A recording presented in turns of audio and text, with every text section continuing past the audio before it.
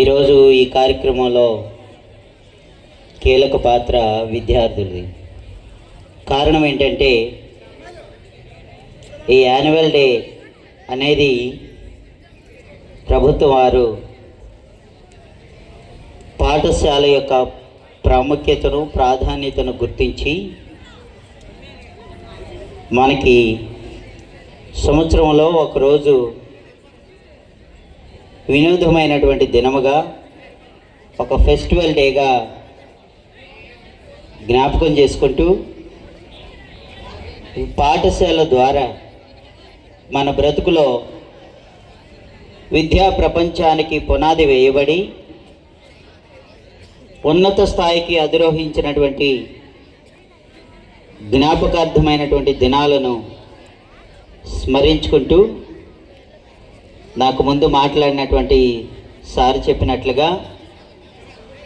విద్యలో పునాది వేయబడి మన జీవితం ఒక ఉన్నతమైనటువంటి జ్ఞాపకాలకి చేరడం కూడా చిరస్థాయిగాను, మన తదనంతరం తరతరాలకు స్థిరాస్తిగాను ఇవ్వగలిగింది ఏదైనా ఉంది అంటే అది విద్య మాత్రమే. కనుక ఈ విద్యలో ఏదో బలవంతంగా బానిసలుగా రూమ్లో కూర్చోబెట్టి సంవత్సరం అంతా చదువు చెప్పడానికి మాత్రమే పరిమితమైనది పాఠశాల కాదు. విద్యార్థులకి ఉపాధ్యాయులకి మధ్యలో ఒక చక్కని స్నేహ బంధాన్ని ఏర్పరచుకొని విద్యార్థుల యొక్క బలహీనమైనటువంటి స్థితిగతులను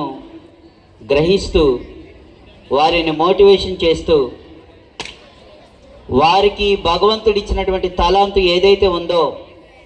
ఆ దిశగా విద్యార్థులని నడిపించడానికి ఉపాధ్యాయులు స్టూడెంట్స్కి భగవంతుడిచ్చిన ఒక వరం. కాబట్టి ఈ యాన్యువల్ డే రోజు మనం జ్ఞాపకం చేసుకోవాల్సిన ఒక సంగతి ఏంటంటే,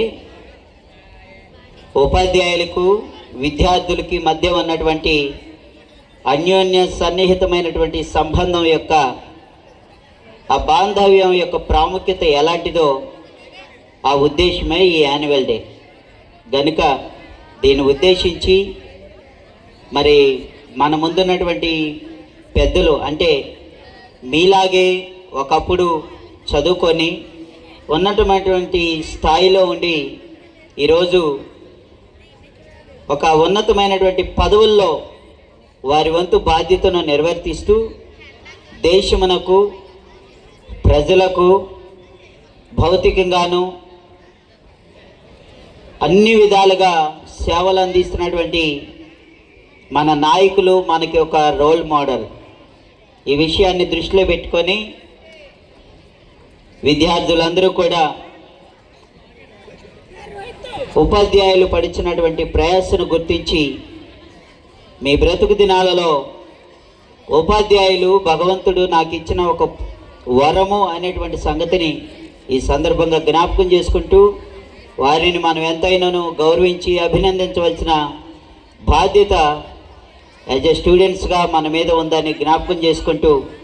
కుటుంబంలో మీ తల్లిదండ్రులు మీకు ఎంత ప్రాధాన్యత కానీ అంతకంటే ఎక్కువగా